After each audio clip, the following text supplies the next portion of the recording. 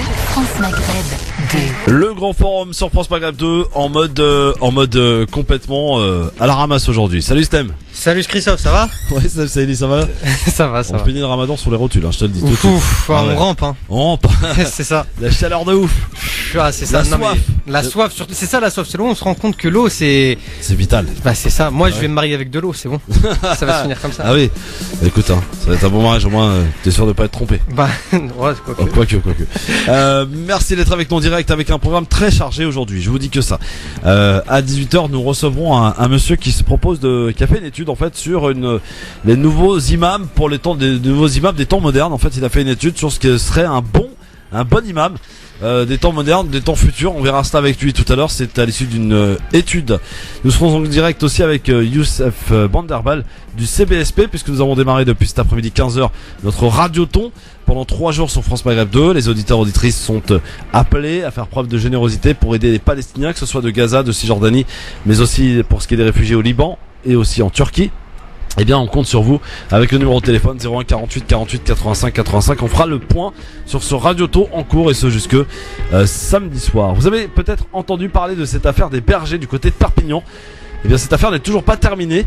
Nous aurons la femme du berger au téléphone d'ici une petite vingtaine de minutes. Elle sort de prison tout juste ce matin. Elle y a passé 3 mois. Elle sera avec nous pour nous relater un petit peu cette affaire qui est un petit peu passée malheureusement sous silence. Les bergers de Perpignan, on y revient dans un instant sous couvert d'islamophobie révélée et avérée tout à l'heure. Mon cher Islam, on va parler de quoi dans ton avis tranché? On va parler de la soif justement. En ces temps caniculaires, on va parler un peu d'eau. Très bien. Et ton coup de cœur? Mon coup de cœur, ça sera une sorte de nouveau concept qui parle du frigo solidaire. Ah, mais Laurent nous en avait parlé il y a 2 semaines. Il y a 2 semaines? J'étais pas là il y a 2 semaines. Eh ben c'est bien. Comme ça fait une nouvelle piqûre de rappel. Et c'est parti. Eh bien très bien. Allez, côté musique, tiens. Elle a tourné le clip dans les Aurès en Algérie. C'est la Marseillaise, Léa Castel, tu connais? Léa, bah oui. Léa Castel. Connais? Ouais. Oui. Elle a fait avec Soprano, non? Hein? Elle avait chanté avec Soprano. Oui, exact. Elle a chanté avec Soprano. Elle a chanté avec Soprano. Elle a chanté même toute seule, comme une grande. Ouais. Et le titre c'est Amazon sur France Maghreb 2. Le nouveau titre, donc le clip, ça a été tourné dans les Aurès en Algérie. Léa Castel, la Marseillaise. Donc Amazon, c'est le titre. Ça a été tourné donc dans les Aurès à l'instant sur France Maghreb 2. Côté musique, bon, t'aimes bien ou c'est moyen? Bah c'est une chanson. Ouais, c'est pour les filles quoi. Ouais. Mais c'est génial ce qu'elle fait, mais. Ouais, c'est pour les filles quoi. C'est pour les filles quoi. On va faire le macho. Ouais, absolument. 01 40 33 9000 08 92 23 99 50. Je suppose que tu as entendu parler de cette pétition qu'on a mis en place avec quelques-uns de la team LGF pour soutenir Farid Amrani dans son recours concernant l'affaire de la circonscription de Manuel Valls. Tu sais qu'il y a des soupçons de triche dans cette histoire. Des soupçons qui pour l'instant ne restent que des soupçons. Ne restent que des soupçons, voilà. Mais on apporte, si vous voulez, un soutien pour ce qui est du recours au Conseil constitutionnel. C'est ça. Mais après on va voir ce que la réponse du Conseil constitutionnel. Mais moi, je pars du principe où c'est pas choquant. Enfin après, peut-être je vais attirer les foudres sur moi, mais c'est pas choquant qu'il fasse un plus gros score à Évry, mairie où il a été élu un certain nombre de fois. Oui, sauf qu'on sait très bien que Manuel Valls pratique ce qu'on appelle le clientélisme, notamment à Évry. Et il avait, dans un certain nombre au cours de la soirée, il avait du retard sur Farid Amrani, et d'un coup, on s'aperçoit qu'il a de l'avance, 139 voix. Bon, bizarre, en tout cas, le recomptage a eu lieu. Ça s'est fait d'ailleurs porte close, hein. Personne n'était invité à rentrer dans la mairie, ni la presse, ni la France Insoumise. Bon, Valls nous a fait le choix de dire, voilà, on était menacé par des militants de la France Insoumise, et qu'il fallait qu'on se barricade. Bref, cette affaire n'en reste pas là, et donc pour en soutien, peut-être pour peser quelque part aussi, on a lancé cette pétition. Il faut soutenir, effectivement, parce que la démocratie n'est pas quelque chose d'acquis, même si sur le papier ou sur la devanture on va toujours dire on est en démocratie, mais il y a toujours des gens qui vont un petit peu jouer sur les vices, un petit peu essayer d'avoir le bras long pour pouvoir toujours s'en sortir. Donc Islam, on compte sur toi pour aller la signer, cette pétition. Je crois qu'on est à plus de 5000 là. 5000, c'est pas mal. Depuis hier matin. Ouais. C'est pas mal. Donc ça monte, c'est parfait. C'est parti, allez signer les gars. Allez la trouver, on vous l'a mis d'ailleurs sur le Facebook Franck-Christophe Roux officiel, Maïssa Leroy, Jean-Marc Zébut, Steve Deblus, Ossine Ras, Anand Zawani, dans la team de la GF, vous pouvez le trouver évidemment, cette pétition que nous vous demandons d'aller signer et ainsi de partager. L'ami Amar est avec nous, salut Amar. Il est où Amar? Il est pas là. Il est où Amar? Il est où Amar? C'est barré Amar? Bon, ok, salut Amar. 01 40 33 9000, bien sûr Amar pour il est où? Il est là? Salut Amar. alors? Quoi, et alors quoi? Tu t'es trompé de bouton, quoi. Voilà, c'est ça, mais écoutez, je suis un peu fatigué, moi. Ah, mesquine. On est le 27e aujourd'hui? Oui, salam alaikum. Bah, alaikum salam, mon cher ami Amar. Donc, 27 Ramadan, que s'est-il passé dans l'histoire de ce mois sacré béni du Ramadan? Ah bah, donc le 27 Ramadan, nous sommes en l'an 65 du calendrier hégérien. Et donc, c'est l'accès au califat du 5e calife omeyyade, Abdelmalek ibn Marwan. On lui doit plein de choses à Abdelmalek ibn Marwan. Il sera le premier à faire frapper une monnaie islamique, parce qu'auparavant c'était les Byzantins qui faisaient frapper, qui frappaient la monnaie des musulmans. Mais à un certain moment donné, comme ils étaient en conflit avec les musulmans, ils ont commencé donc à déblatérer sur la religion, le prophète sallallahu alayhi wa sallam. Et c'est là que donc Abdelmalek ibn Marwan dit on va se passer d'eux et on va frapper notre propre monnaie. Et c'est là donc a débuté la frappe de la monnaie musulmane sous donc son califat. Il a aussi développé le système postal, les voies de communication, et c'est sous son califat que l'arabe se substituera au grec dans la rédaction des actes administratifs. Et Ibn Marwan reprendra l'Anatolie au byzantin en 692 du calendrier grégorien, et il fera une avancée remarquable donc en l'an 697 du calendrier grégorien, et cette fois-ci ça nous concerne puisque ce sera en Afrique du Nord. Et on lui doit aussi la construction de cette remarquable œuvre architecturale qu'est la mosquée du Dôme du Rocher à Al-Quds, mosquée qui est décorée par une frise en mosaïque de verre. En 27 de l'an 1093 du calendrier grégorien, c'est l'Ottoman Ibrahim Pacha qui, après la prise de la forteresse de Veliki ainsi que d'autres forteresses, conquérera l'actuelle Slovaquie. Et nous allons finir par l'année 1107 du calendrier hégérien, ou 1696 si vous préférez, et c'est l'armée allemande qui, après 6 mois de guerre, sera défaite par l'armée ottomane. Voilà donc pour cette journée du 27e Ramadan. Merci beaucoup, on se retrouve demain pour la dernière de ce mois béni du Ramadan. Demain nous serons le 28e, mon cher ami Amar. Inch'Allah. Et on va reprendre nos bonnes habitudes après. Ah bah sûrement. Bon, allez, pas trop chaud, ça va? Vous buvez beaucoup? Ah bah non, vous buvez pas, vous êtes en Ramadan. Ben non. Pourquoi? Incroyable. Non mais les personnes... Ça y est, oublié. Il est vraiment pas... il est fatigué le pauvre. Non mais est-ce que les personnes âgées comme vous, c'est conseillé de faire le Ramadan? Je sais pas moi. Mais... je suis pas centenaire non plus. Hein. Non mais à partir du moment où il y a quand même quelques problèmes de vieillesse, tout ça, faut arrêter quoi normalement. Oui mais faut-il encore que problème il y a? Ça c'est toi qui le dis, tu parles gratuitement là et tout là. Qu'est-ce que c'est que ces propos là? Bon, on mange quoi ce soir chez toi Amar? Ah bah ce soir on sait pas encore. Ah bon, d'accord. Voilà. Bon, merci beaucoup Amar.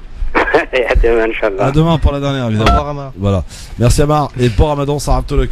C'est bien le Ramadan quand même pour manger le soir, les repas en famille, ça c'est sympa, non? C'est sympa au début, mais à la fin on mange plus grand chose. C'est vrai. Pour la shorbat, ça j'en peux plus. Hein. Ah non, maintenant c'est de l'eau, c'est tout. Ouais. Des repas constitués d'eau. Ouais. Essentiellement. C'est ton meilleur ami. Ah, comme je te dis, c'est ma femme. Hein, Christophe. Ouais. Notre ami Hakim Ral est en retard.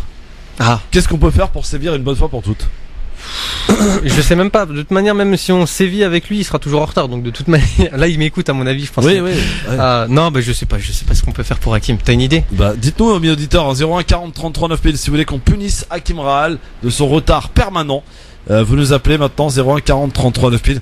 On se fera un plaisir de le punir à votre place. Hein. 01 40 33 9000, 08 38 92 23 99 50. N'hésitez pas, évidemment, à nous appeler pour punir notre ami Hakim Rahal. Alors, je rappelle évidemment, amis auditeurs, auditrices, que nous recevrons d'ici quelques minutes, c'est Louisa, la femme du berger de Cornillac, je crois. Hein, c'est à côté de Perpignan. C'est cette affaire des bergers qui ont été chassés de leurs terres, empêchés de pouvoir alimenter leurs bêtes. Et Louisa, qui avait bravé, je crois, cette interdiction pour ne pas laisser mourir ses moutons, eh bien, s'est retrouvée en prison. Elle est sortie ce matin, pas plus tard que ce matin. On l'aura au téléphone d'ici quelques instants sur France Maghreb 2.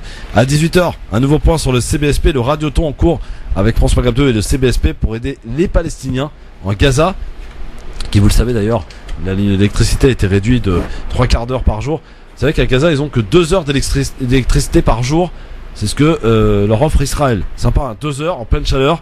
Donc pas de ventilateur, rien en fait. 2 heures d'électricité par jour à Gaza, c'est leur prix. Donc en ce moment, ils les cherchent, évidemment, ils les testent, ils les provoquent et ils résistent toujours. Donc pour les aider, bien sûr, à accéder à l'eau, parce qu'il n'y a pas d'eau potable aussi, eh bien vous pouvez donner au 01 48 48 85 85 au cbsp.fr dans la rubrique don, et également par adresse pour ceux qui veulent payer par chèque, 1 avenue Hélène Boucher, 93 120 La Courneuve, pour au dos du chèque, donc Ramadan, à l'ordre du CBSP, le comité de bienfaisance de secours aux Palestiniens. On sera avec Youssef Banderbal tout à l'heure. Et puis on recevra aussi un monsieur qui viendra nous présenter une étude pour nous présenter l'imam nouvelle génération tout à l'heure, après 18h sur France Maghreb 2. Mais avant cela, on aura parlé évidemment avec Islem Saïli de l'eau. Ah oui, de l'eau. Allez, de l'eau. Qu'on aime beaucoup en ce moment. Et puis le coup de cœur bien sûr des frigos solidaires, ça c'est très bien aussi. Et Hakim Moral aussi qu'on va retrouver dans un instant. Restez avec nous, c'est Grand Forum. Bienvenue tout le monde. Merci d'écouter France Maghreb 2, vous avez bien raison d'y être d'ailleurs, d'y rester et de nous accorder votre fidélité. C'est le Grand Forum ainsi sur votre radio. Avec Islem Saïli qui est arrivé lui à l'heure, contrairement à certains. Je mérite ma paye, moi. Oui, c'est clair. Très bien payé l'ami Islem Saïli. Ouais. D'ailleurs, on va y faire sa pub puisqu'il est là. Tant mieux Islem Saïli, donc sur Facebook, sur Snap. Sur Snap, c'est Islam Vegeta. Islam Vegeta. Tout collé, voilà. C'est compliqué. Et sur Facebook, voilà, Islam Saïli. Donc n'hésitez pas sur Insta aussi. Sur Insta, c'est Islam-8 Saïli. Voilà, donc n'hésitez pas à le rejoindre sur les différents réseaux sociaux. L'ami Islem Saïli qui va nous parler de l'eau dans un instant dans son avis tranché. Vous êtes les bienvenus. Pour l'heure, nous allons partir dans le sud de la France, près de Perpignan, pour y accueillir Louisa. Bonsoir Louisa. Oui, bonsoir. Bonsoir, alors ça va être assez compliqué dans le sens où il va falloir un petit peu expliquer aux auditeurs qui n'ont évidemment pas été tout à fait au courant de cette affaire vous concernant. Ça concerne une famille de bergers dont vous êtes la femme d'un berger oui, du côté de Perpignan, c'est ça? Oui, Cornet-la-Rivière. Cornet-la-Rivière, effectivement. Alors on dit de votre affaire qu'il y a il y a de l'islamophobie avérée. Louisa, est-ce que vous pouvez en quelques mots nous expliquer comment tout a commencé? Oui, tout a commencé quand on s'est installé sur Cornet-la-Rivière. Je n'avais pas la burqa, mais on se faisait constamment insulter d'arabe. Mes enfants ont souffert à l'école, se sont fait maltraiter. On a fait un médiateur pour essayer d'arranger avec Madame le maire, rien n'a fait. Et aujourd'hui, on en est qu'on est rentré en prison. Et en fait, vous en êtes sorti ce matin, hein, c'est ça? Ah oui, je suis été libérée ce matin à 10h30. Vous avez fait combien de temps en prison? 2 mois. 2 mois. Qu'est-ce qu'on vous reproche, Louisa? Là, c'était pour... quand mon mari était recherché, ils n'ont pas arrêté ce jour-là, donc ils m'ont mis rébellion. Mais j'étais incarcérée auparavant pour la révocation judiciaire, parce que j'ai été nourrir mon troupeau que je n'avais pas le droit. Donc j'ai fait 1 mois de prison, en mars. Et l'année dernière, 1 mois et 1 semaine, mon mari 3 mois et demi, et mes enfants 2 mois, en ayant un casier judiciaire neutre, vierge. Incroyable. Comment ça s'est passé l'incarcération, Louisa, pour vous? Très mal. Très mal. Vous regardez les séquelles? Oui, c'est en surcharge, la chaleur, les surveillants ils sont pas sympas, c'est la misère. Les fouilles à nu constamment, c'est la misère. Et aujourd'hui, de vos bêtes, les moutons, qu'est-ce qu'il en est? Il n'y a plus rien? Non, ils ont tout saisi. J'ai l'interdiction de pratiquer mon métier. Donc à la base, en fait, on vous reproche, histoire de bien comprendre, hein, on vous reproche d'être berger, donc tout à fait logique, hein, normal, d'élever des moutons, de tout ça dans un grand champ. Mais pourquoi, d'après vous, on vous reproche d'avoir d'être des bergers? C'est par votre confession? Oui, parce que j'avais la burqa. Ouais. Et si c'était à refaire, Louisa, est-ce que vous l'enlèveriez peut-être? Oui, c'est sûr que j'aurais réfléchi à 2 fois. Ouais. Là. Et aujourd'hui, vous l'avez toujours la burqa ou vous l'avez enlevée? Non, je l'ai enlevée. Parce que quand j'ai été libérée l'année dernière, la première chose quand j'ai été libérée, les gens de la prison étaient voir mon mari. Alors, elle a enlevé la burqa. Et donc, mon mari, déjà, il souffrait en prison. Donc, j'ai été obligée de l'enlever pour qu'il le traite un peu mieux. Louisa, aujourd'hui, qu'est-ce qu'on peut faire pour vous aider? Vous, les auditeurs qui nous écoutent ce soir, qui sont interpellés par votre affaire. D'abord, est-ce qu'on peut retrouver, je sais pas, une page Facebook ou un truc de solidarité pour vous, pour vous aider? Oui, il y a les pages Facebook. Et Snap. Alors allez-y pour le Facebook, c'est quoi, Louisa? Là c'est bonjour, je suis membre du comité de soutien. La page Facebook c'est comité de soutien au couple des bergers de Cornéa. Et le Snap c'est libérer la bergère. Il faut savoir qu'elle a beaucoup de frais occasionnés par cette affaire. Par exemple, le fait qu'elle ait une interdiction d'aller vivre à Corneille-à-la-Rivière. Elle est obligée de louer un appartement à Perpignan. Elle a 3 mois de loyer de retard. Donc de là, on a créé une cagnotte Litchi qui est au nom de Louisa Calatayud. Et voilà, parce que comme je disais sur la page Facebook, l'argent c'est le nerf de la guerre. Et aujourd'hui, voilà, moi je la vois financièrement, elle a rien. Et puis elle me dit là, par exemple, tout à l'heure en rentrant, elle m'a dit si il me vire de la maison, je vais où? Donc voilà, si vous pouvez juste relayer tout ça et que les personnes peuvent nous suivre sur la page du comité et ils comprendront mieux l'affaire, je pense. D'accord. Voilà, Alors, et le berger, il est toujours en prison, lui? Oui, tout à fait. Il a été condamné à 18 mois, mais sachant qu'il reste mis en examen dans une autre affaire, c'est-à-dire une affaire judiciaire qui a débuté en mai 2016. Ils ont Belkacem, c'est son mari, a eu une altercation avec un de leurs voisins, et de là, l'enfer a commencé. Donc de là, il y a une information judiciaire qui a été ouverte pour violence volontaire, alors que c'est que Belkacem qui s'est battu avec le voisin, c'était par rapport à un tuyau d'arrosage. Et là, ils ont incarcéré toute la famille, le père, la mère et les fils, parce qu'ils ont dit qu'il fallait les mettre en sécurité, parce que certains villageois, je ne veux pas dire tout le monde, ils ont dit on va faire une ratonnade, c'est les termes qu'ils ont utilisés. C'était en mai 2016, ils ont fait soi-disant une marche blanche, et de là, ils ont mis tout le monde en prison, et franchement, cette famille-là, elle vit l'enfer. Elle vit l'enfer depuis plus d'1 an, donc évidemment, elle ne peut plus pratiquer son métier, elle est interdite d'accès dans la ville où ils étaient, elle ne peut plus donc avoir de troupeau, tout a été saisi, aujourd'hui ils se retrouvent sans rien, quoi, finalement.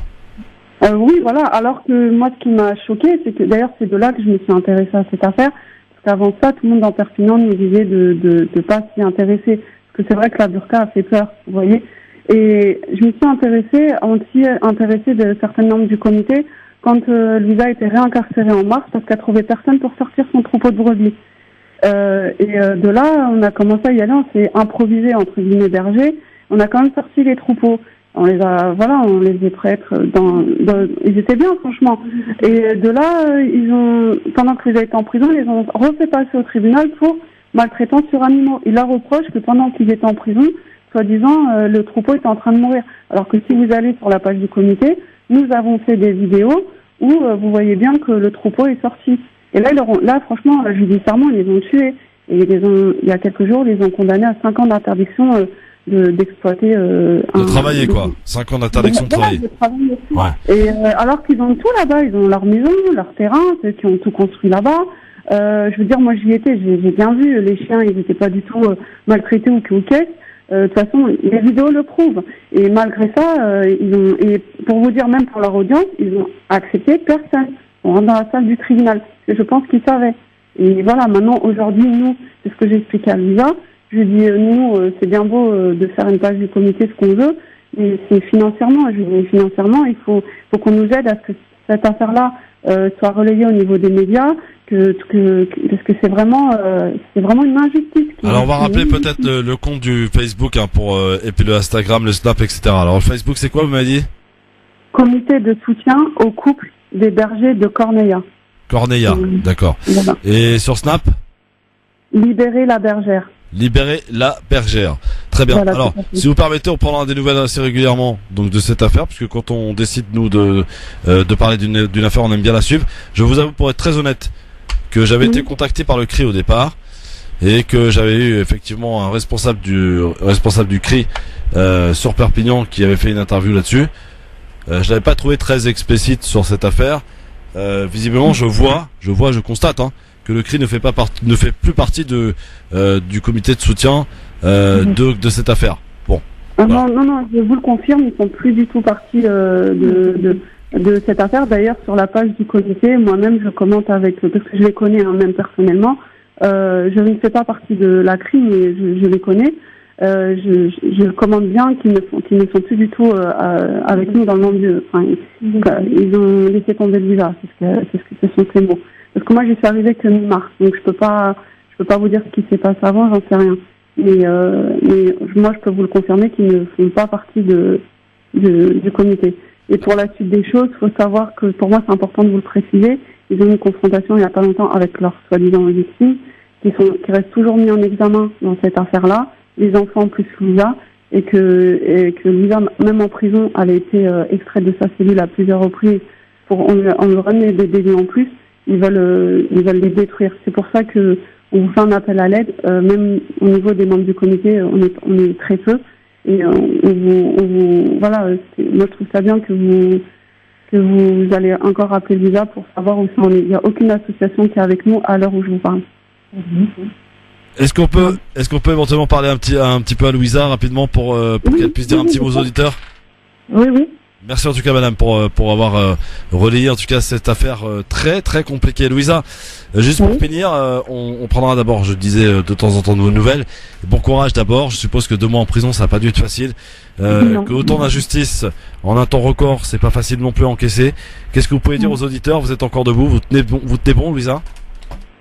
Obligé de tenir bon, hein. J'ai des enfants, j'ai des petits-enfants, j'ai mon mari qui est incarcéré, qui souffre, ils lui font la misère en prison. Ils le discriminent, ils font pas les mêmes, comment dire ça, il n'est pas, il les traite pas comme les autres, il a un traitement spécial, ils sont en train de le faire misérer, il est vraiment en dépression, je m'inquiète beaucoup pour lui, pour sa santé. Il a perdu 25 kilos l'année dernière, et là, de nouveau, il perd du poids, et ça va pas. Je suis vraiment inquiète, mais bon. Bon courage, Louisa, il y a forcément au bout du tunnel un brin d'éclaircie et on espère que ça sera plus vite pour vous en tout cas, et avec l'aide des auditeurs et auditrices de France Maghreb 2 qui vont rejoindre donc le comité de soutien pour venir vous soutenir, vous s'informer et vous aider. Merci beaucoup en tout cas Louisa. D'accord, merci beaucoup. Et bon courage, hein. À bientôt. Merci à vous, au revoir. Au revoir. Voilà, quelle affaire des bergers de Cornéa, hein. 1 mois et demi quand même pour avoir donné à manger à ces bêtes, c'est quand même... Ouais, c'est ahurissant. 1 mois et demi de prison parce que t'as donné... Non. C'est chaud. C'est chaud, ouais. Non, et derrière, il lui reproche d'avoir été, de les avoir maltraités, ces bêtes. Ouais. C'est où est la cohérence, où est la logique là-dedans? Monsieur Akimoral. Christophe, Islam, salam alaikum les amis. Bonjour à tous les auditeurs, salam alaikum. Les billets de retard, c'est jusqu'à quand? Le retard? Oui. Non, c'est sympa, c'est exotique. Je vous laisse commencer, tout ça, je vous laisse vous chauffer parce que dès que j'arrive, je suis trop chaud. Ouais. Pour vous, peut-être, des fois, non? On a pensé à une sanction, Hakim. Oui, on a pensé à une sanction. Ah oui, c'est laquelle, dites-moi? Je sais pas, peut-être tu vas supporter Valls ou des trucs comme ça. Ah non, pas ça. Alors là, j'avais pas pensé, stop. Tu vas devoir te farcir un iftar avec Valls. Ah mon dieu. Bah, tu l'invites. Quoique, ouais, je peux le retourner, là. Ouais, pourquoi pas. Tu l'invites et tu discutes. Je me ferai un plaisir de lui parler parce qu'il a l'air, comme il l'a dit, attaché éternellement, non pas à la France, mais à Israël, de par sa femme. Je serais ravi de discuter avec lui de sujets de l'Ancien Testament, Nouveau Testament, des écritures, on va dire, saintes. Je serais ravi voilà. Bon, ouais, pourquoi pas, j'accepte la punition. Est-ce que t'as signé la pétition? La pétition? Oui. Encore heureux, j'ai signé, j'ai diffusé, je suis prêt. Moi, j'ai peut-être. Non, parce que j'ai vu des gens qui s'intéressent, qui s'interrogent. Est-ce que t'as signé ou pas? Ah, moi, à titre personnel? Oui. Non seulement j'ai signé, j'ai posté sur mon Facebook, j'ai plein d'amis qui ont signé, qui ont fait signer. C'est monté à haut de ouf? Ah bah, on est à quoi? On est à 48 heures, on est presque à 5000 signatures. Ouais, c'est ça. C'est excellent, il faut continuer l'effort. 48 heures, c'est un matin. Bah, il faut continuer, il faut relayer. Cette pétition et faut pas douter qu'il y a un pouvoir citoyen quand bien même on peut se retrouver des fois diminué face à l'oligarchie qui détient notamment les médias, tout l'ensemble des haut-parleurs les plus connus, hein, qui fabriquent l'information et ensuite viennent influencer l'opinion publique. Eh bien, on sait que avec des pétitions comme ça, des petits efforts vraiment avec des moyens qui sont quasiment ridicules, hein. C'est quoi? C'est une lettre. Ouais. Un Facebook et en avant marche. Tu vois, donc rapide, quoi. voilà, donc il faut pas désespérer, tu vois, c'est-à-dire d'ailleurs le désespoir dans l'activité citoyenne, il a atteint des records avec l'abstention, les taux d'abstention au second tour des législatives notamment. Eh bien, les abstentionnistes qui nous écoutent, on respecte les positions de chacun, mais des pétitions comme celle-ci doivent-ils s'en abstenir à ce moment-là, non? Tu vois, c'est une question que je me pose. Abstentionniste, est-il désenchanté au point de de laisser passer des occasions aussi simples que de signer une pétition pour demander le recomptage des voix, et justice. Surtout, pour apporter Donc, un soutien à voilà. Farid Amrani Parce par rapport à son recours. parce que jusqu'à quand on s'abstient finalement? Parce que c'est un véritable enjeu cette histoire d'abstention. Hein. Je voulais en parler dans mon avis tranché un petit peu après. Ouais. Mais c'est un véritable enjeu. En tous les cas, pour revenir à la pétition, il faut la diffuser, les chers auditeurs. Allez sur ton mur, Hakim Ral. Ouais, bien sûr. Hakim DZ. Ah ouais, là, je suis découvert sur mon mur Facebook, Hakim DZ. Hakim DZ, voilà. Mais de toute façon, on me retrouve dans la page de France Maghreb 2, dans les commentaires, de temps en temps, je suis là. Ah ouais, ah oui, t'as commenté, j'ai vu une question du jour il y a 2 jours là. Ouais, elle me plaisait bien la question. Je me sentais concerné sur la double nationalité. Moi qui suis algérien et français. Ouais. Comme je disais, c'est une chance d'avoir la double nationalité. Ça fait des ponts entre les nations. Voilà, c'est bon pour désenclaver les personnes. J'ai des amis, ils ont même triple nationalité. Hein. J'ai un ami, et je lui fais un petit coucou, il nous écoute de temps en temps. Il est suédois, algérien et français en même temps. Ouais. Il m'a même dit que je pouvais avoir l'américaine. Wow. Et puis il s'est arrêté à 3. T'en as 2 toi? Il s'est arrêté T'en as à qu'une? 3. Non, j'en ai 2, j'ai France-Algérie. France-Algérie, d'accord. Voilà. Comme Hakim. Non, c'est une chance. Il faut pas voir ça comme parce que dans la question elle était formulée par rapport à la opposition de Abed Mayer. Habib, bah oui. Voilà, il a été élu aux législatives comme député représentant des Français d'Israël. Ouais. Bah écoute, j'ai envie de dire qu'il défend ses positions. Le mec il bosse, il charbonne, hein. Tu vois, voilà. Après, quand tu fais partie d'une circonscription qui représente plusieurs pays, dont la Grèce, machin, et que tu remercies que les Israéliens et que c'est grâce à Israël et au Dieu puissant que t'es là. Ouais, mais la laïcité là. Bah, elle est où le quoi? La laïcité. Après, quelle définition donner à la laïcité? C'est l'expression de. Non, alors, d'accord, je veux bien. Mais est-ce que tu crois que le gars il bosse, le gars il prêche pour sa paroisse. Il a sans complexe. Il est là, il parle. Contrairement à d'autres qui sont toujours là à se tirer des bâtons dans les roues. Ouais, on fait jamais rien. Ouais, oui, on est nul. Ouais, on sert à rien. Pas du tout. Hakim Ral, est-ce que toi tu remportes tes élections? Est-ce que tu penses que ça ferait pas un tollé si tu parlais de la même manière que Mayer Habib sur l'Algérie, sur le Coran, sur l'Algérie? Oui. Ah oui, parce qu'il a invoqué la Torah.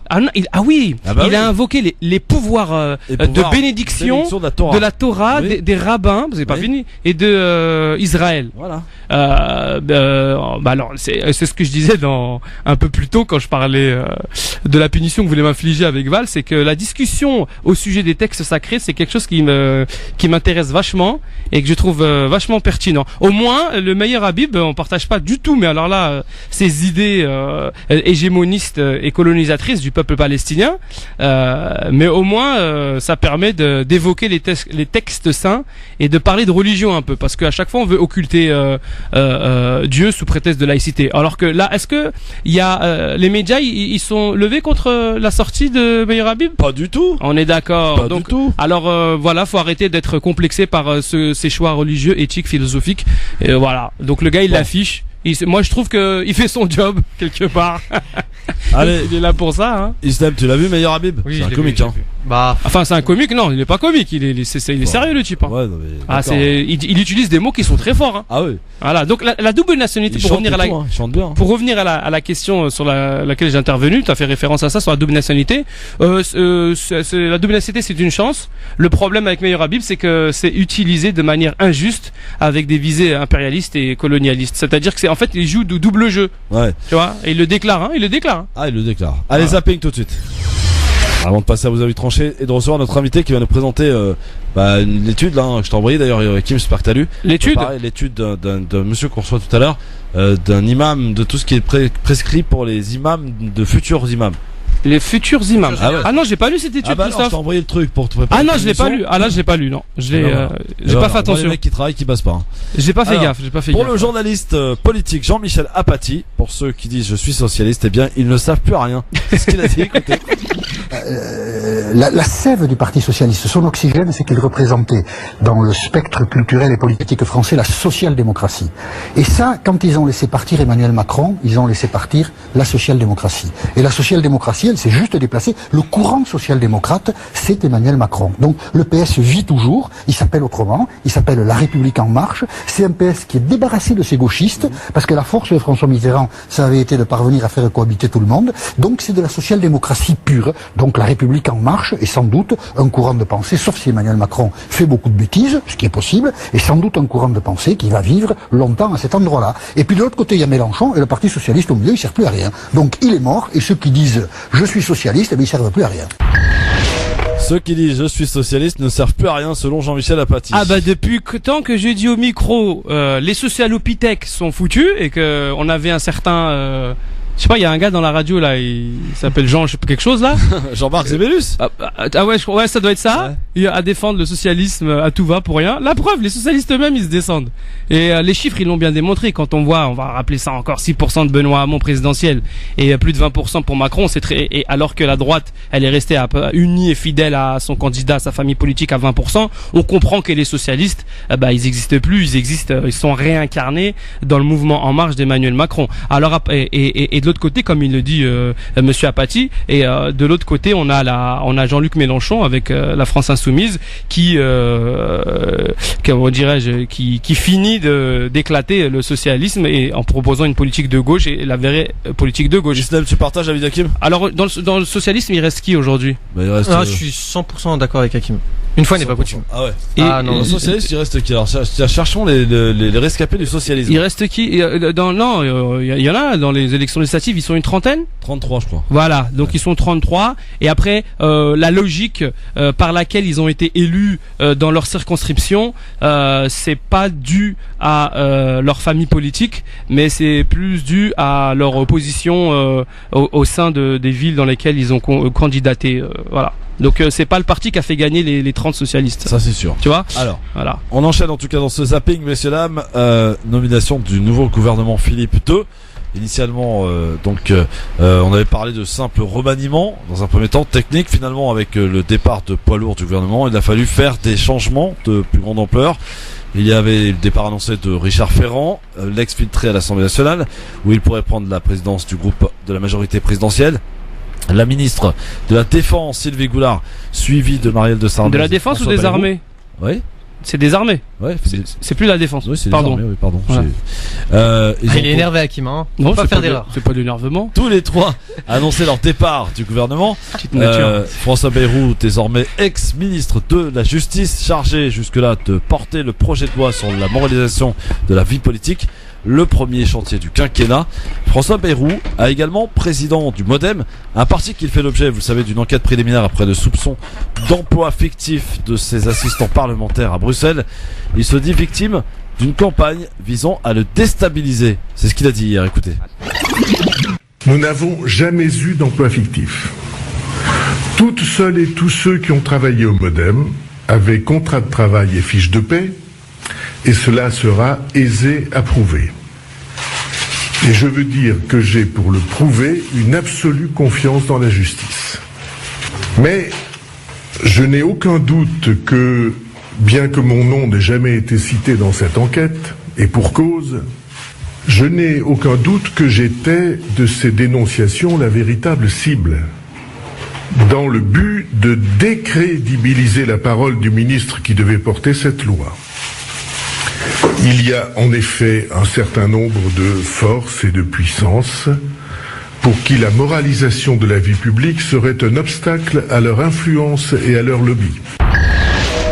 Voilà, il se dit victime, hein, donc Bayrou finalement qui entendait espérer en tout cas avoir des modems au sein du gouvernement. Bon, il y en a 2, secrétaire d'État, on a réduit quand même. Emmanuel Macron fait bien sentir quand même que le MoDem on peut s'en passer avec la majorité qu'il a obtenue, c'est bon quoi.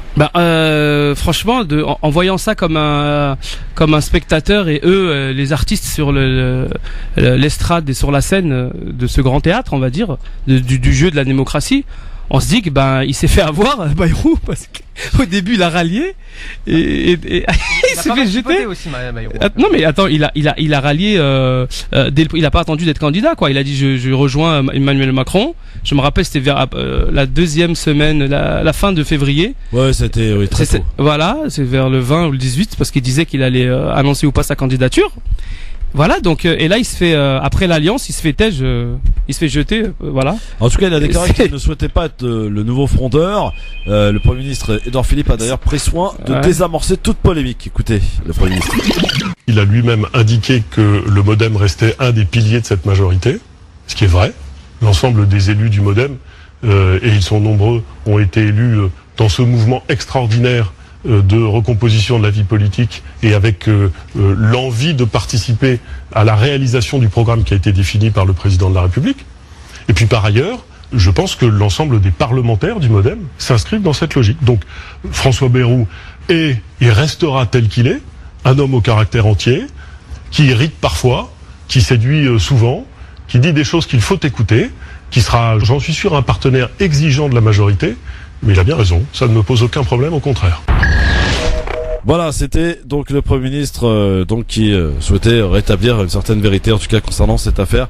Le nouveau gouvernement, en tout cas, a été présenté hier, mon cher ami Hakim et Islam. Bah, ça n'empêche pas qu'il a été accusé d'emploi fictif et qu'il a démenti dans l'extrait qu'on a entendu avant. Donc, on dirait il y a des attaques, il essaie de se défendre et puis l'autre qui nie derrière. C'est des petits réflexes politiques qu'on connaît déjà, tu vois. Dans un instant, le zapping, bien sûr, qui continue, mais aussi vos avis tranchés. On va parler de l'eau avec Islam Saïdi. Oui, de l'eau. De l'eau qu'on aimerait bien boire d'ailleurs tout au long de la journée, Hakim. Bien sûr, ça va être mérité. Au contraire, c'est bien, c'est très bon, c'est purificateur. Hein. Hakim, on va parler de quoi avec toi? Un petit clin d'œil à la campagne législative de Sami Deba dans sa circonscription. Que nous la semaine dernière et qui a perdu. Qui a gagné à Garges et qui a perdu dans. Mais c'est qui a une belle odeur et saveur de victoire finalement cette défaite. Bon, Islam, il a pas gagné, hein. Notre ami Sami Deba quand nous avions la semaine dernière. J'ai vu ça. Bon. Voilà, il a peut-être pas apprécié tes blagues, c'est pour ça. À tout de suite pour les avis tranchés sur France Maghreb 2. Merci d'être avec nous en direct sur votre radio France Maghreb 2 avec Hakim Ral, avec notre chef entreprise, monsieur Islam Saïdi aussi qui est avec nous. Comment ça va la brioche de Barbès? Il y a du monde? Écoute, ça se passe bien. On essaie de maintenir la fraîcheur à chaque fois de nos produits quotidiennement. Là avec très bon produit, hein. Le mois sacré du Ramadan. Le mois sacré du Ramadan, la semaine prochaine d'ailleurs mon pote, il va falloir que tu reviennes, hein. Ils reviennent pas les mains de vide, quoi. Ça c'est fini le Ramadan. Avec plaisir. On change pas les bonnes habitudes, hein. Y a pas de problème. On va se faire un petit déj, les gars, jeudi prochain. Un goûter de ouf. Ça va un goûter, voilà. Goûter de ouf. Ça va être un brunch d'après-midi, ouais. Donc tout va bien, donc 29 rue Stephenson. Non, ça se passe bien, 29 rue Stephenson. Donc, il y a pas mal d'auditeurs qui sont clients, hein. Ah bon? Et d'accord, j'en profite pour faire un grand salam à Tata Aziza, qui est une fervente auditrice depuis quasiment les débuts de la radio. Et donc voilà, elle passe un bonjour à toute l'équipe et un petit clin d'œil à Tarek, voilà, son compatriote, voilà. Un gros bisou à Tata Aziza, je t'embrasse. Et elle vient acheter son pain, tout ça chez toi. On vient surtout discuter, hein, on vient discuter, une femme d'une grande culture, d'une grande sagesse. Bon. Voilà, c'est toujours agréable de parler avec des gens sages et qui ont beaucoup de vécu et d'expérience sur la terre. Notre invité qui n'est pas encore arrivé, de vérité à 18h. Bon, on l'attend en tout cas. Oui, donc l'invité c'était concernant les imams de demain, c'est ça? Oui, c'est ça. Future génération. Imam next gen. En fait, il a sorti une étude pour proposer des choses pour faire proposer concernant l'imama. D'accord. On y reviendra donc je suis curieux de savoir s'il vient nous voir. Normalement Najib sera avec nous d'ici quelques instants. Okay, alors pour l'heure on va commencer les avis tranchés. Qui commence les gars? Ça sera moi. Ok. 5, 4,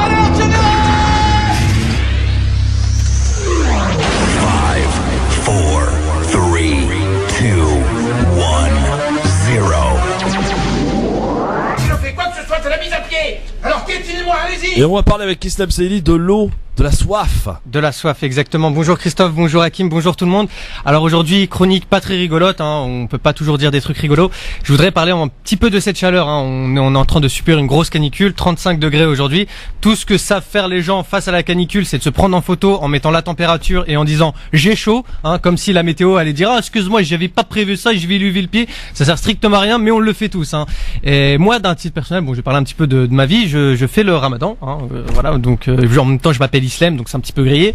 Et donc pour de vrai, depuis le début de ma vie où je l'ai fait depuis très jeune, c'est les jours les plus durs de toute ma vie. En fait, j'ai vraiment soif et le petit soulagement que j'ai moi, c'est de me dire qu'à 22h, finalement je vais boire de l'eau, tu vois. À 22h, je serai à côté de mon robinet ou à côté de ma bouteille d'eau et je vais pouvoir kiffer l'eau. Peut-être plus, je vais plus kiffer la bouteille d'eau que je vais kiffer ma femme plus tard, tu vois.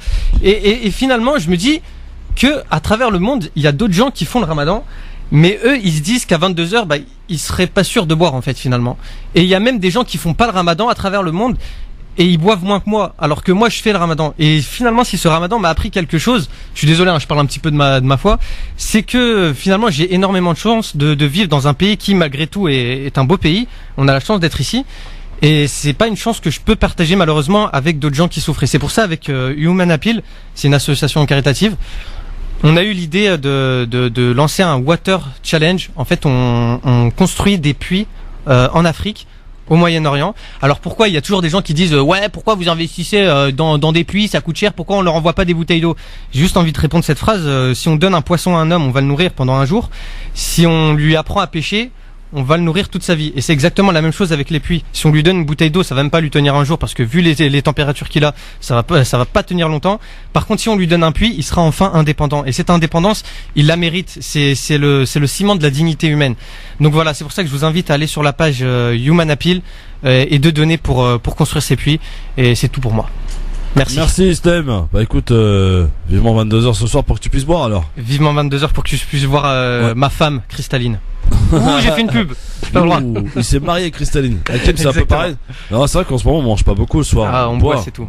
En fait, une des moralités, c'est de dire que c'est dans la privation qu'on apprécie les choses à leur juste valeur finalement. Parce que quelque chose qui est très simple comme l'eau, tu vois, l'eau c'est une forme de très simple. On a besoin de l'eau, c'est parce que c'est des températures excessives. Oui, non mais c'est-à-dire on n'a pas l'habitude ici. Oui, mais c'est-à-dire on est dans un état on a faim, on n'a pas que soif.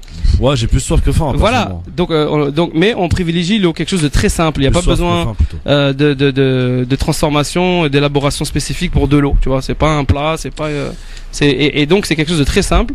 Et les choses aussi simples que l'eau, on en prend leur véritable valeur dans la privation. C'est une des sagesses du jeûne du mois du Ramadan notamment. Voilà. Alors messieurs, je vous apprends rien, peut-être que nous sommes en plein Radioton pour le dernier de ce mois béni sacré du Ramadan avec le concours, le partenariat du CBSP, le comité de bienfaisance de secours aux Palestiniens. Avec nous Youssef Banderbal pour faire un peu le point sur cette situation de ce Radioton que nous avons lancé ensemble tout à l'heure, Youssef, à 15h.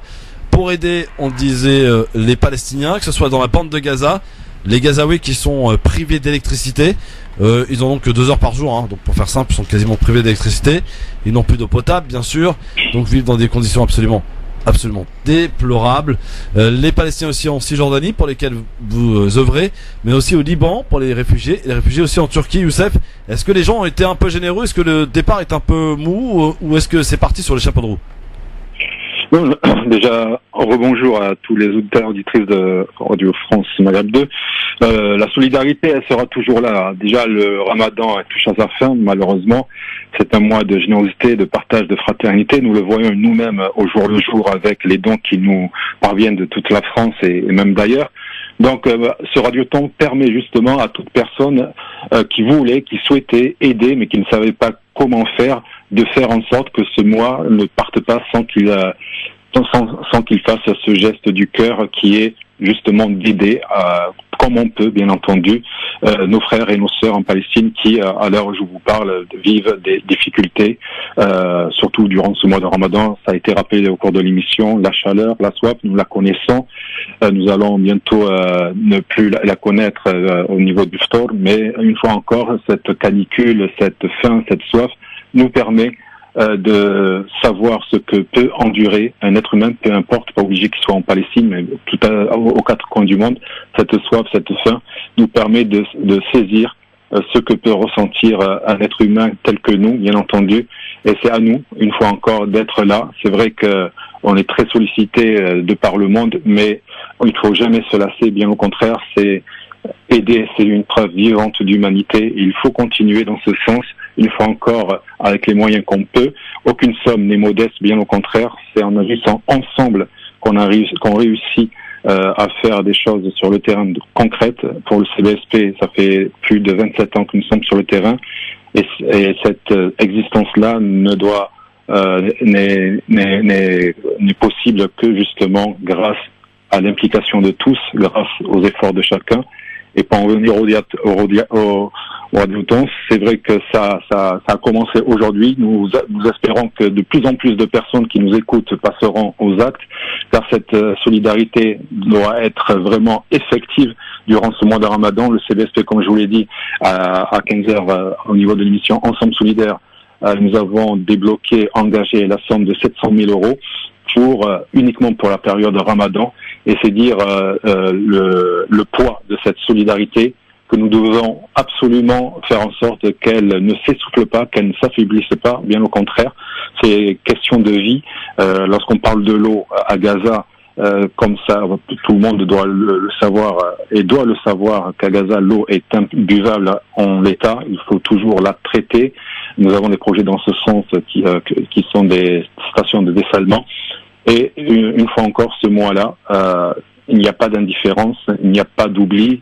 Même si l'oubli est humain, il faut aider à travers le radioton en appelant le 01 48 48 85 85. Nos bénévoles attendent vos appels. Nous les avons mobilisés. Je les remercie au passage car ils sont là pour collecter, ils sont là pour recueillir vos dons en faveur de la Palestine, en faveur du peuple palestinien qui, comme vous le savez tous, a besoin de notre solidarité aujourd'hui, ici, maintenant, demain.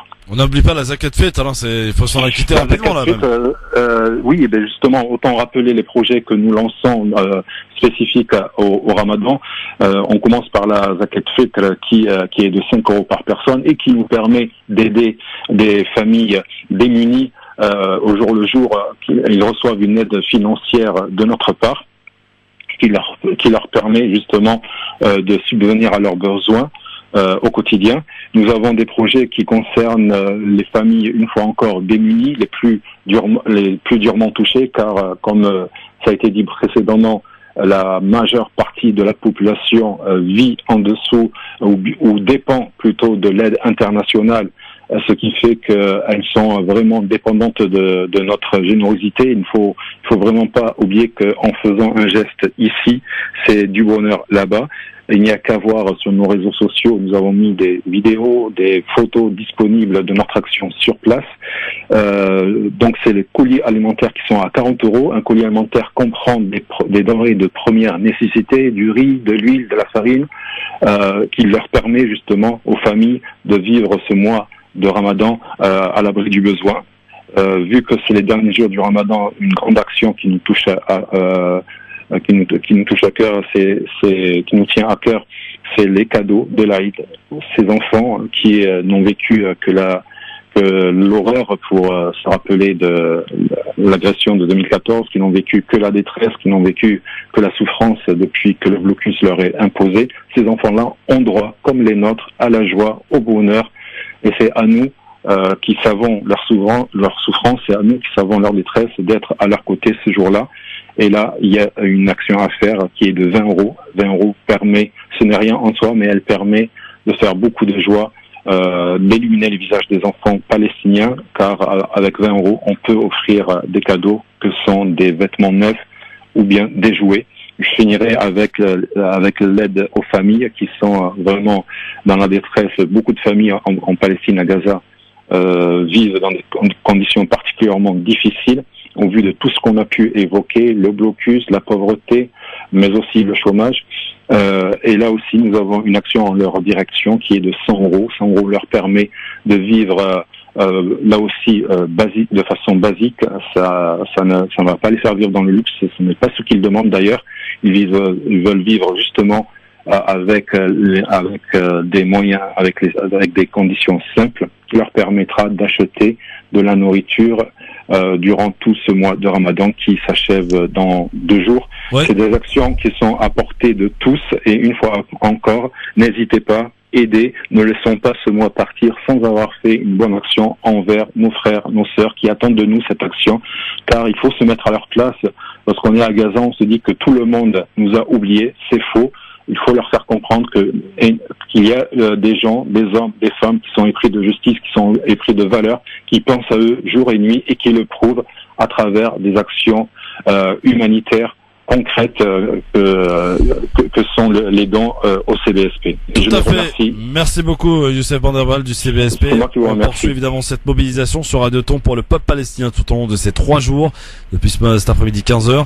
Prochaine intervention pour faire un nouveau point tout à l'heure avec le directeur du CBSP, M. Bouloud Bouzidi, qui sera avec nous dans le cadre de l'émission Parler Islam tout à l'heure. Merci beaucoup Youssef et à demain 16h pour l'émission spéciale Gazaoui. Merci beaucoup.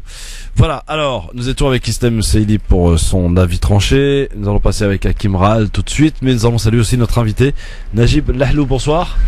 Bonsoir. Bonsoir et bienvenue sur France Maghreb 2. Merci. J'ai résumé un petit peu en quelque sorte votre venue en disant vous allez dans le cadre d'une étude que vous avez réalisée, nous présenter l'imam nouvelle génération. Tout à fait, oui. Bon, bah, on a hâte de découvrir qu'est-ce que va être l'imam nouvelle génération, souvent recommandé, si on bien entendu, et peut-être que des gens qui pratiquent, qui sont beaucoup dans les mosquées, je pense à Hakim par exemple, pourraient peut-être vous poser quelques questions là-dessus. On va découvrir ça dans un instant, juste après son avis tranché, l'avis tranché de Hakim Rahal. Jingle, c'est parti. 5, 4,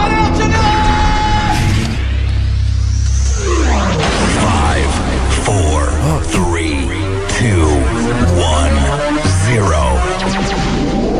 Si je fais quoi que ce soit, c'est la mise à pied. Alors piétinez-moi, allez-y. De quoi allons-nous parler, monsieur Rahal, aujourd'hui avec vous? Un avis tranché aujourd'hui au lendemain des élections législatives 2017 et plus précisément, donc j'ai eu la chance d'être auprès de l'équipe de campagne de Samy Debat, donc pour la circonscription de Gare Sarcelles, Villers-le-Bel, Arnouville et Bonneuil, comme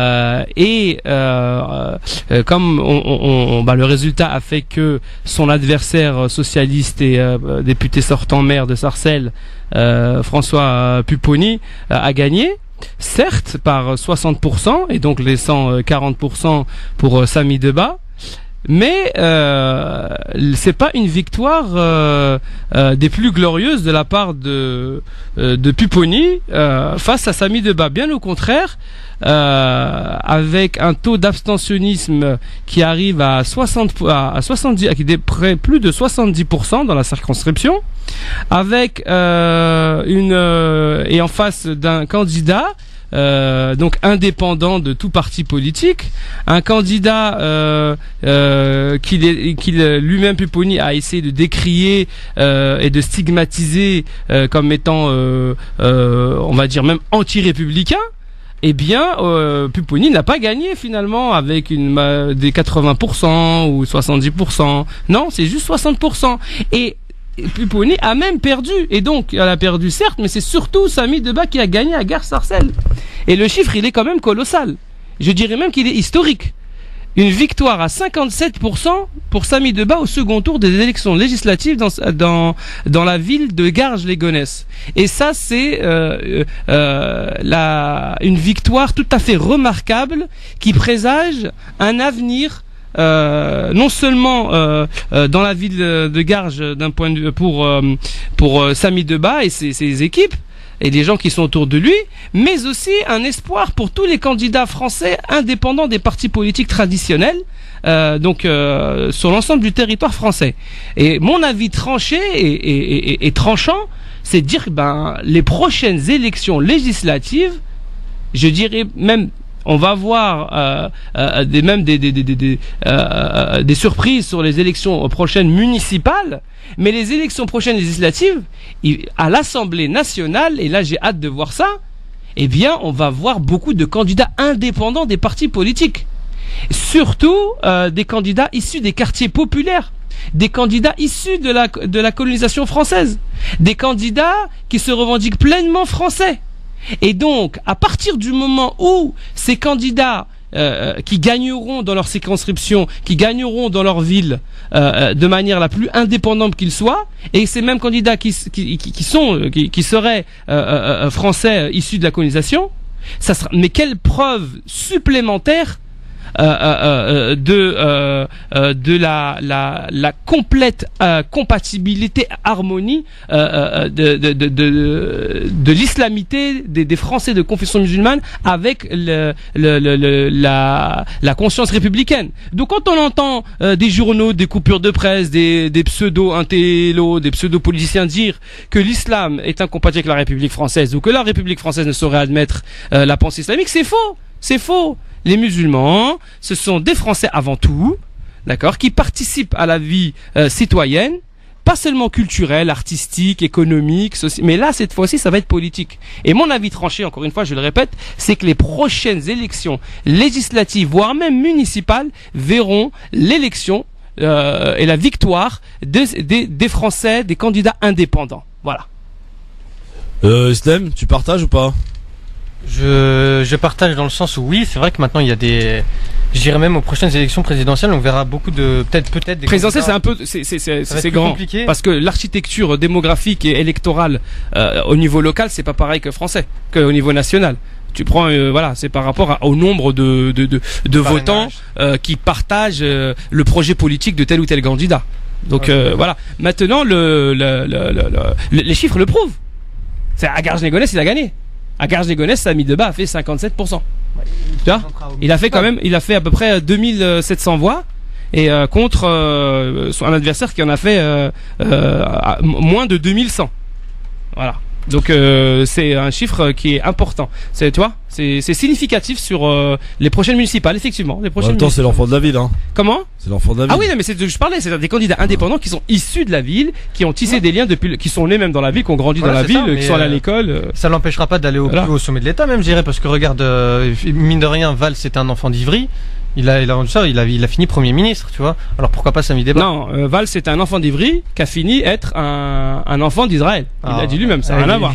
Il a dépassé. Okay. Non, mais il disait, mais après le problème aussi, tu vois, moi je trouve ça génial qu'il y ait plein de candidats sans étiquette, tu vois. Non, mais la victoire prochaine. Oui. C'est ça la vie tranchée en fait. Oui, non, d'accord. Mais moi, je juste parler des candidats sans étiquette. Bon. Le problème, c'est qu'il y avait trop de candidats après. Et je pense que ça aussi, ça a poussé les gens de pas voter finalement. Najib Lahlou qui est avec nous, bien sûr, pour nous présenter un petit peu cette étude. Najib, avant la pub, avant de parler de cette étude, pourquoi vous avez décidé de vous pencher sur ce sujet, en particulier les imams? Salam alaikum. Merci de me donner l'occasion pour m'exprimer sur ce sujet. Est-ce que vous pouvez d'abord vous présenter un petit peu, Najib, qui vous êtes? Alors, je suis d'origine marocaine. Ouais. Ça fait 30 ans que je suis en France. Ouais. J'ai fait mes études électroniques. Enfin, à la base, je suis scientifique. J'ai fait une école d'ingénieur. J'ai fait gestion d'entreprise et un DEA de psychologie cognitive. C'est une étude un petit peu polyvalente parce que j'ai toujours senti qu'il faut prendre en considération un événement, un problème sous plusieurs angles. Pas seulement sous l'angle cartésien, en l'occurrence scientifique, mais aussi sous l'angle humain, et puis managérial, en l'occurrence dans les entreprises. Donc j'ai développé un peu cet instinct ou cette habitude de voir autrement que je devrais voir. Ça exige un petit peu de courage parce qu'il faut prendre de recul, un petit peu de risque parce que parfois il faut voir à l'encontre des autres, mais bon, quand même j'arrive toujours à avoir alhamdoulilah une vision assez pertinente et les événements en général me donnent raison. Alors je peux me tromper parce qu'après tout je suis un être humain. Alors voilà, depuis 5 ans environ, 2012, j'ai eu comme ça une intuition de faire une étude. Bon, je vais utiliser une expression un petit peu technique, une étude, ce qu'on appelle 360 degrés, c'est-à-dire si on veut faire une étude sur un événement, on va questionner tous les interlocuteurs de cet événement. Dans les entreprises, par exemple, si on veut faire une étude pour une personne, pour un cadre, il y a un questionnaire, on va poser la question, des questions préétablies déjà, à ses équipes, à son patron et à ses collègues. Alors Najib Lahlou, bougez pas, on va continuer à en parler juste après la pub. Bien sûr, il est notre invité, il va vous présenter, il nous présente les imams nouvelle génération dans un instant sur France Malade 2. Hakim, t'es plutôt partant là pour complètement. Ces imams complètement. Moi je suis de formation marketing, et tout ce que notre invité, notre frère Najib dit, ça me parle totalement. Alors on y revient dans un instant, à tout de suite. Le grand forum avec Hakim Ral, avec Islam Seili qui sont avec nous, et avec Najib Lahlou qui est venu nous présenter cette étude donc qu'il a eu l'idée de faire en 2012, c'est ça? Tout à fait, oui. En 2012 pour faire une réforme complète du statut de l'imam. Alors réforme complète, ça fait peur, mais en fait c'est plus sous l'angle comportemental. C'est le comportement de l'imam. C'est-à-dire tout ce qui c'est quoi? C'est dû à des nombreuses visites dans les mosquées que vous avez eu cette idée? Alors j'ai commencé d'une manière informelle, comme je l'ai dit tout à l'heure, par des mosquées, les grandes mosquées de Paris, et j'ai vu qu'il y a vraiment des écarts et les gens ne sont pas concentrés, en l'occurrence pendant le prêche. Et quand je vois certains prêches, ça c'est juste vraiment un petit souci parmi un millier, quoi. Et ça décourage les gens d'assister. Donc il faut vraiment veiller à la simplicité du prêche, au niveau et les mots qui sont utilisés pour que les jeunes soient un petit peu à l'aise, qu'ils se retrouvent dans ce prêche-là. Et il y a aussi un autre point, c'est que il faut que ça leur parle dans leur quotidien. Il faut démarrer à partir d'un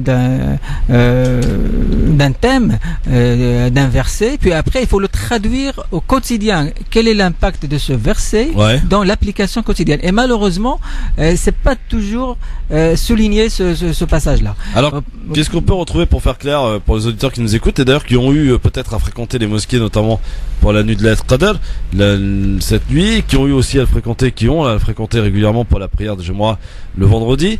Hakim, tiens, par exemple, est-ce qu'il y a des comportements d'imam qui t'interpellent ou qui appellent de ton choix, en tout cas, un changement? De ma petite expérience, par exemple, pour parler précisément du prêche du vendredi, donc le sacré prêche hebdomadaire à la mosquée, une expérience que j'ai eue, c'est notamment dans une mosquée où l'imam prêchait sur sa chaire pendant, je me rappelle, on a avoisiné les 1h30. C'est énorme. Sachant que, par la suite, parce que ça me paraissait trop, après je posais des questions au début de ma pratique, et je me dis, mais est-ce que ça doit dire autant? Mais après on voit qu'en fait, la manière dont prêchait le prophète Mohammed sallallahu alayhi wa sallam, c'est quoi? C'est des 15 minutes, 20 minutes à tout casser. Parce qu'aujourd'hui on sait que les études marketing et comportementales ont démontré que l'attention, elle dure les premiers temps dans un échange, dans une discussion. C'est déjà on garde à peu près 10 à 20% de connaissances transmises ou reçues plutôt. Et concernant l'attention à un prêche qui dépasse les 20 minutes, ça y est, on a la ramasse, hein. Même si c'est la mosquée, même si c'est sacré, voilà. En plus, c'est trop long, c'est ça? Non seulement c'est long, après il y a d'autres mosquées où moi je comprends l'arabe et le français. Ça c'est un problème par contre. Mais je vois, il y a des amis qui ont prié, je les vois, je sais bien, ils comprenaient pas ce que disait l'imam. Non seulement c'est long, et pendant 1 heure il comprend pas ce qu'on dit. Alors qu'on sait très bien que dans la méthodologie prophétique, la sunna veut que le prêche du vendredi, ça soit une communication qui soit transmise, mais surtout comprise. Najib, est-ce qu'il y a parmi les choses qui dérangent Hakim et qui doivent déranger aussi un certain nombre d'auditeurs, dans ton étude proposée, des changements? Alors, il n'y a pas, en fait, le projet n'est pas seulement destiné aux imams au sens large du terme, mais à tous les décideurs, à tous les influents. Imam de demain, mais au sens large du terme. Oui, au sens large du terme, c'est-à-dire toute imam personne. Dans le sens guide. Guide. Alors, voilà. C'est-à-dire, je pars. C'est un mot arabe déjà pour qu'on comprenne imam. Oui, mais en fait, en fait, je pars du scénario, c'est que quand un jeune ou une personne elle est perdue, il rentre dans une mosquée, il demande l'imam. Il ne va pas demander l'imam spécialiste de ceci ou cela. Parce que il a besoin d'un renseignement. C'est l'autorité religieuse. Voilà. Donc l'autorité religieuse. Alors j'ai fréquenté entre autres plusieurs associations et j'ai vu par exemple que dans les réunions il y a un piège classique dans les associations des musulmans. Alors par exemple quand il y a un débat, on a l'impression qu'il y a une appropriation de projet ou appropriation de l'idée qu'on veut soumettre à l'Assemblée. Alors quand on choisit par exemple d'être au service de l'islam, il faut se dire que l'idée elle est d'abord collective. Et j'ai envie de dire que service à l'islam c'est service aux musulmans, aux humains. Alors voilà, aux citoyens, surtout quand on est une association. Loi 1901 ou culturelle ou cultuelle, qu'on a pignon sur rue et qu'on appelle aux fidèles pour les dons. Les dons, on appelle des humains. Tout à fait. Donc, c'est très important cette. Et donc pendant ces réunions, j'ai vu qu'il y a beaucoup de choses qui doivent être changées et les gens parfois s'imposent au nom de l'islam et ils ont du mal à se remettre en question. C'est pas parce qu'on fait la prière qu'on peut pas se remettre en question. C'est pas parce qu'on fait la prière qu'on a raison. C'est un manque d'humilité en fait. Alors voilà. Alors merci Hakim. Alors si tu me permets parce que là il y a un point très important. Quand on a un peu d'humilité, on est forcément ouvert d'esprit. Et forcément, on va écouter les autres. Ouais, ben, c'est une belle On parole, est prêt à se remettre en question. Chose qui est loin de se produire dans nos milieux. Ben, c'est un travail de tous les jours. Hein, alors ça, c'est un finalement. travail de tous les jours. C'est pour ça que l'objet, entre autres, de cette étude-là, c'est de préparer les outils à tous les responsables musulmans pour qu'il leur soit facilité ce genre de gestion. Ben, en vous écoutant, Najib, je me dis qu'il faut fournir un support, un CD tout pour à fait. former. Alors attendez, il y aura pas seulement les imams, moi je pense juste aux responsables des associations. Ah bah tout à fait. Parce que pour avoir connu certaines associations, les bureaux en charge de l'association, c'est eux qui décident. Parce qu'on dit l'imam, mais des fois l'imam n'est qu'un salarié. Il n'est même pas respecté. Alors vous avez parfaitement raison.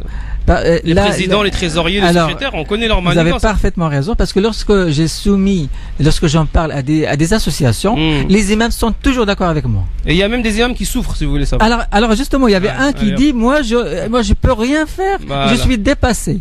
Et là, au passage, je dis bravo à nos imams parce qu'après tout, bravo parce qu'ils ont une charge énorme, mais vraiment énorme. Pourquoi? Parce que quand on est perdu, on va vers une mosquée ou une association. Et symboliquement, une mosquée, c'est Allah. Les gens. Là, c'est la maison de Dieu. C'est la maison de Dieu. Et ils peuvent poser toutes les questions. Et là, je fais juste une petite parenthèse. Il y a, par exemple, des imams qui reçoivent des sœurs qui veulent se marier. Ah, beaucoup, même des frères. Alors, ils sont démunis. Alors, justement, dans cette enquête-là, j'ai introduit 2 notions.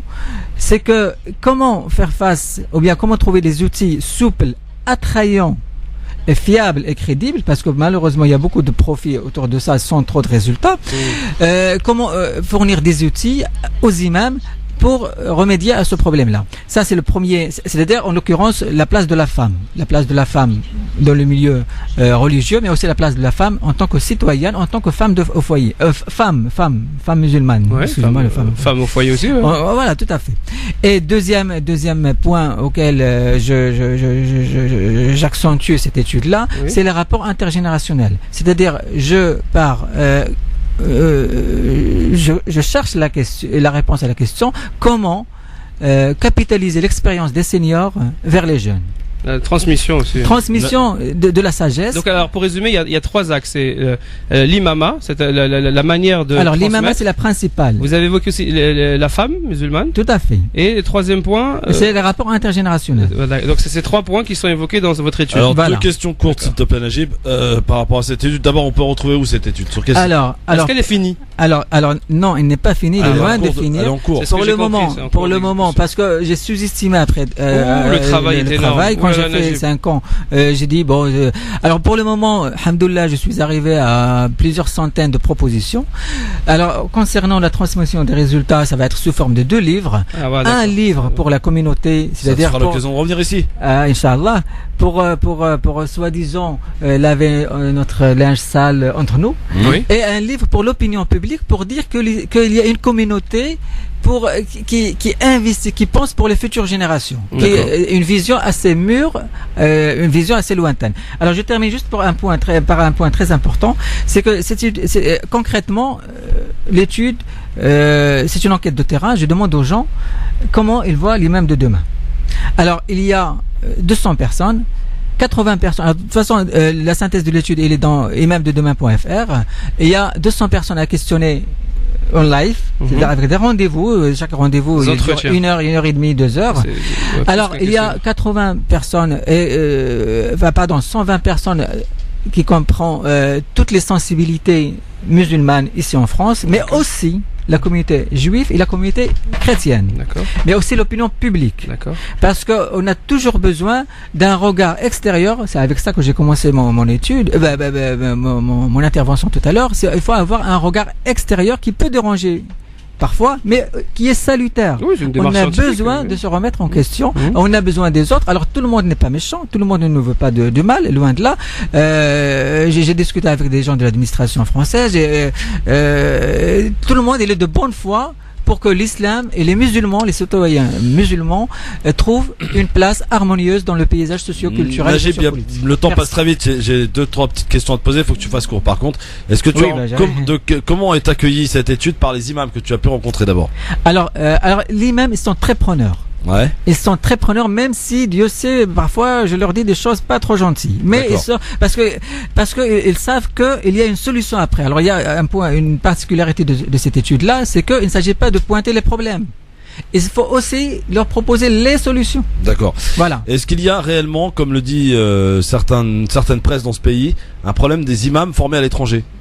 Alors, est-ce qu'il faut revenir à des imams formés à la française, comme d'ailleurs l'a rappelé Macron lors de son. Alors dîner, oui, à condition qu'il y ait des imams suffisamment mûrs pour qu'ils comprennent la problématique de l'imam en France. Pour le moment, par exemple, je ne sais pas s'il y a des écoles où il y a des imams, parce que c'est toujours souhaité à ce que les imams connaissent le Coran par cœur. Alors c'est un peu décourageant parfois.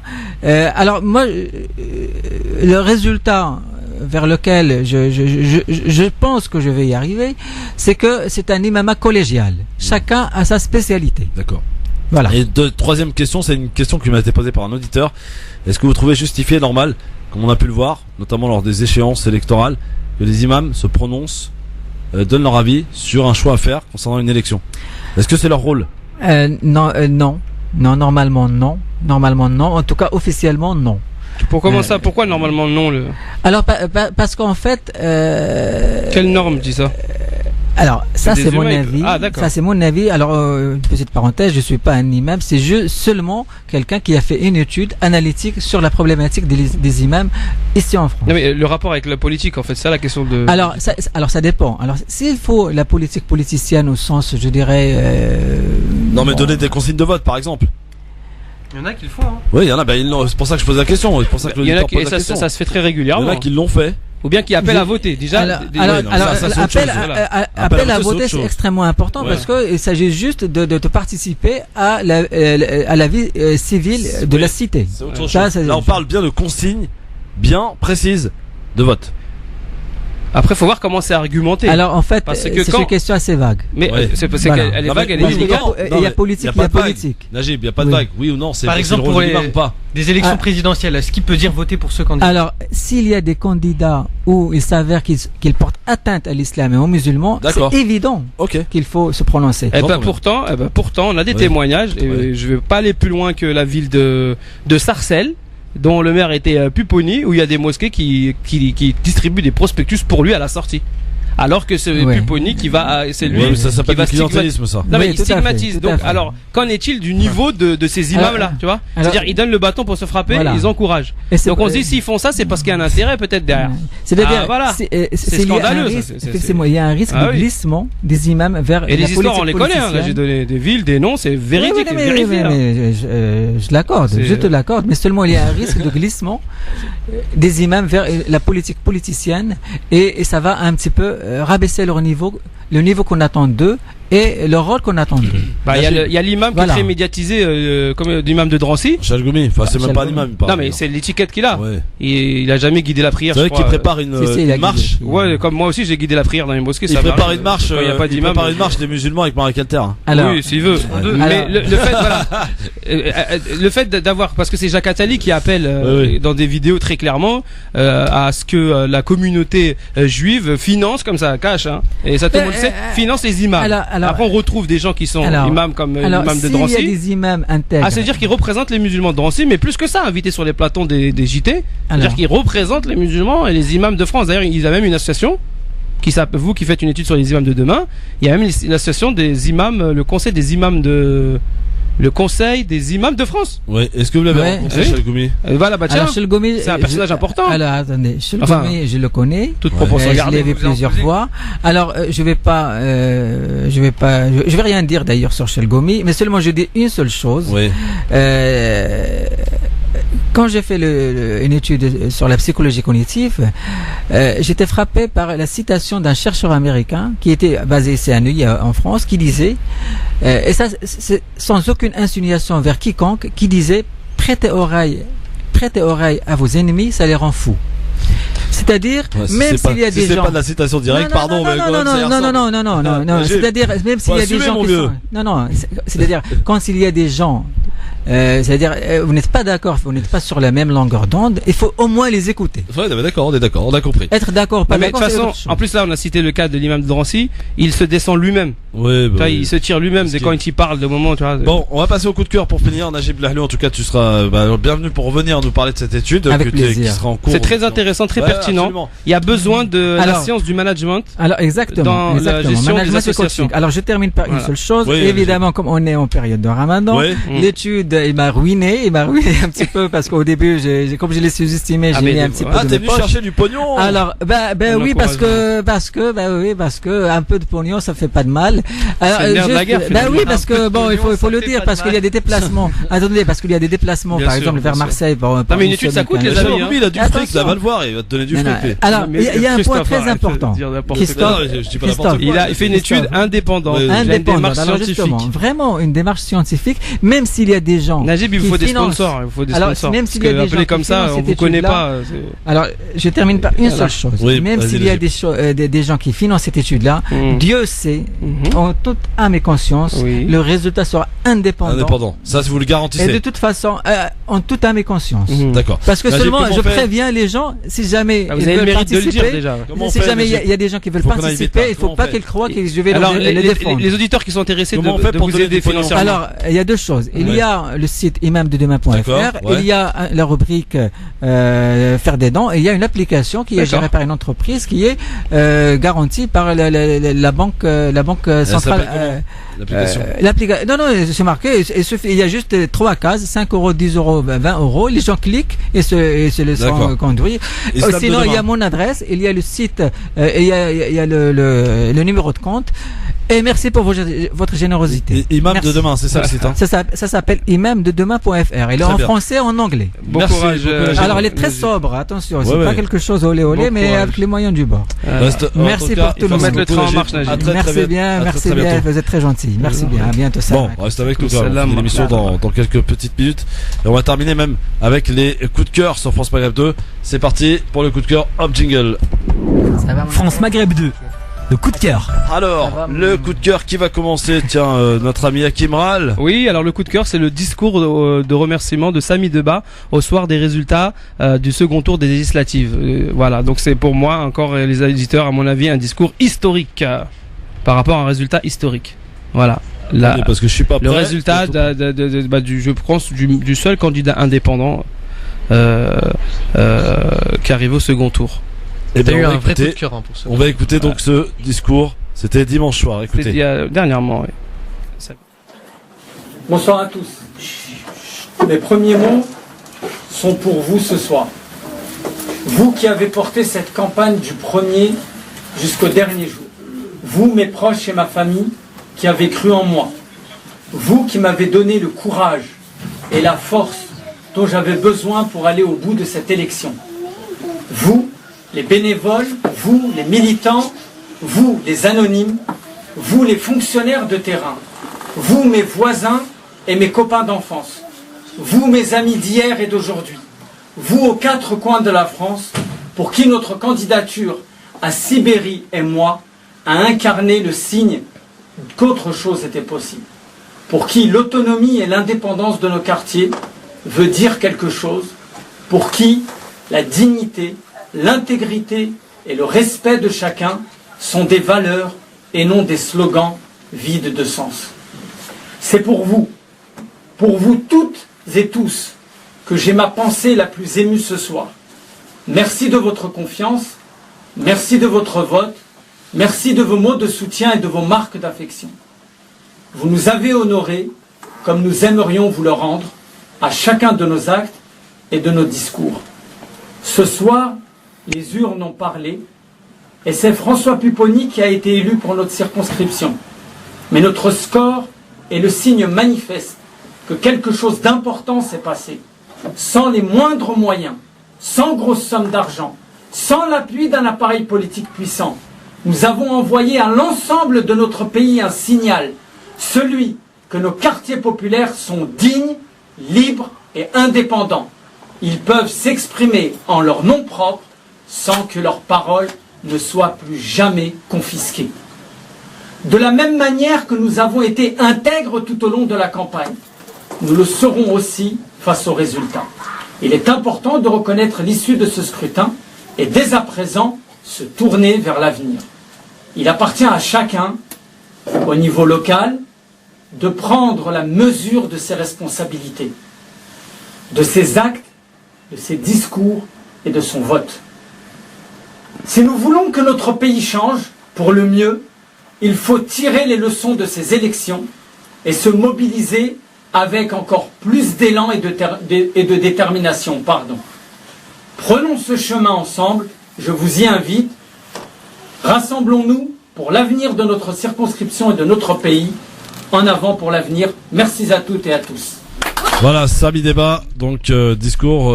Ah, un vrai coup de cœur, hein. Discours propre, il a une annonce, il est très humble, bienveillant, les remerciements certes sont de rigueur et conventionnels, mais ils sont bien insistants. C'est le nouveau François Asselineau Comment C'est le nouveau François Asselineau? Non, ça n'a rien à voir, Asselineau c'est un niveau, c'est un autre niveau. Là, moi, Hakim, quand tu aimes, tu l'aimes jusqu'au bout, toi. Là, il arrive à 40% au second tour, Pupponi. Samy Débat. Non mais, Asselineau, il est pas arrivé au second tour. Tu l'aimes vraiment pour de vrai. Ah bah bien sûr, quand on dit des choses importantes, aussi profondes que ça, et on sent l'humilité de cet homme, on sent que c'est quelqu'un qui travaille pour l'ensemble de la collectivité et pas avec des appareils communautaires ou qu'est-ce qu'on pourrait tu bouges dire. pas, juste après la pub, on se fait le coup de cœur. C'est parti. Parce que voilà, on a plus le temps de la pub. Juste après la pub, on termine évidemment avec le coup de cœur d'Islam Saïdi. France Maghreb 2, France Maghreb 2. Merci d'être avec nous en direct sur votre radio France Maghreb 2 pour la suite et fin de ce grand forum avec le coup de cœur de Système Saïdi. Alors je crois qu'on va parler de solidarité une nouvelle fois au travers des frigos solidaires Système. À travers des frigos et pas que. Est-ce que vous c'est magnifique ça. Ouais. Est-ce que vous savez ce que c'est un café suspendu? Non, je ne sais pas. Non. Alors vous savez que quand vous entrez dans un café dans Paris, oui. vous pouvez commander un café pour vous et un café suspendu. Oui. Ce café. Ah, pour les personnes SDF par exemple. Voilà, exactement. Ouais. Et eux, ils pourront le prendre gratuitement. Et ils sont les Allemands, c'est les Allemands les premiers à avoir fait ça. Ils sont inspirés de ce concept et ils ont créé des sortes de frigos solidaires qui mettaient à l'entrée des commerces où les gens étaient libres de prendre ce qu'il y avait dans le frigo gratuitement et ils étaient surtout libres, même voire encouragés à déposer de la nourriture, des boissons pour. C'est pas en Allemagne ça, l'islam. Ça a commencé en Allemagne. Oui, ça commence dans les pays arabes, ça, musulmans, grave partout. Ah ouais? Ah ben bien sûr. Ok, bref, moi je te parle de l'Europe. Merci de défoncer mon coup de cœur. Non, je t'en prie, Non, et donc il y a parce que j'ai lu les frigos solidaires, c'est la fille qui a mis ça en place dans Paris. À Paris, ouais. Elle le dit clairement, c'est pas un voyage en Arabie Saoudite. Ok. Bah en tout cas les premiers en Europe c'est les Allemands. Voilà, en Europe. Voilà. Allez, on va dire les premiers en Europe. Donc il y a le premier à Paris en tout cas et qui a été fait par l'association Cap ou pas Cap. Ouais, merci dans le 10e, c'est ça? 18e. Dans le 18e. Ah, j'aime bien reprendre Hakim, c'est tellement rare. Donc voilà, je voulais saluer l'initiative que je trouve vraiment super. Ah, c'est génial, ouais. Merci beaucoup. L'idée c'est de déposer de la frigo nourriture qui est à l'extérieur. Voilà, exactement, qui est à l'entrée d'un commerce, il me semble. Qui est branché au niveau de l'alimentation électrique voilà, c'est un commerçant. Donc vous pouvez déposer ce que vous voulez. Et quiconque peut venir déposer des denrées alimentaires dans ce frigo. Exactement. Et vous pouvez récupérer si vous êtes dans le besoin. Et voilà. Et c'est génial. Ça serait bien des frigos partout comme ça. J'aimerais bien. C'est top, hein. Franchement, en espérant que ça va être, ça va lancer une vague et une dynamique de solidarité. Et il me semble qu'en France, il y avait déjà à Metz et à Marseille. En plus, c'est très facile, hein. Bon, merci beaucoup, monsieur. Sarah Toulkoum à tous, bien sûr. Ça y est, c'est fini, Christophe, déjà? Bah, ça passe super vite, hein. Merci beaucoup. Islam, on va pouvoir aller boire bientôt, là. Ouais. Ah ouais, dans 3 heures. Juste. Oui, Najib. Je prends une photo. Ah oui, d'accord, c'est pas de problème, ça on le fait en antenne.